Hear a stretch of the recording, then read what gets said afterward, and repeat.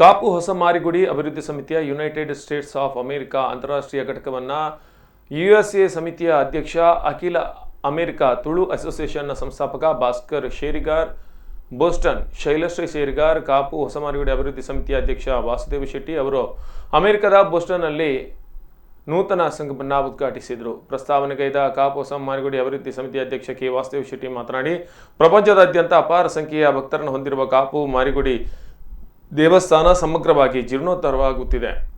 ಜೀರ್ಣೋದ್ಧಾರಕ್ಕೆ ಪೂರಕವಾಗಿ 18ಕ್ಕೂ ಅಧಿಕ ದೇಶಗಳಲ್ಲಿ ವಿವಿಧ ಸಮಿತಿಗಳನ್ನು ರಚಿಸಲಾಗಿದ್ದು, ಸಹಸ್ರಮಾನದಲ್ಲೊಮ್ಮೆ ಸಿಗಬಹುದಾದ ಮಾರಿಗುಡಿ ಜೀರ್ಣೋದ್ಧಾರ ಕಾರ್ಯದಲ್ಲಿ ಎಲ್ಲರೂ ಕೈಜೋಡಿಸುವಂತೆ ವಿನಂತಿಸಿದರು.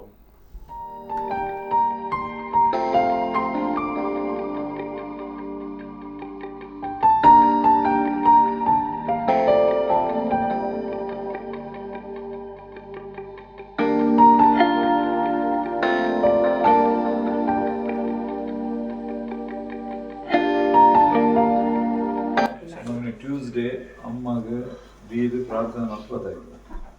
ಅಮೆರಿಕಾದ ಒಂಜಿ ಸಮಿತಿ ಉದ್ಘಾಟನೆ ಪಣ್ಣ ಬರೀ ಒಂಜಿ ಬರೀ ವಿಶೇಷ ಅಮ್ಮ ಮಲ್ಪದ ಅಂಚ ಭಾಸ್ಕರನ ಒಂಜಿ ಅಧ್ಯಕ್ಷತೆ ಅವು ಭಾರಿ ಅವರಿಗೆ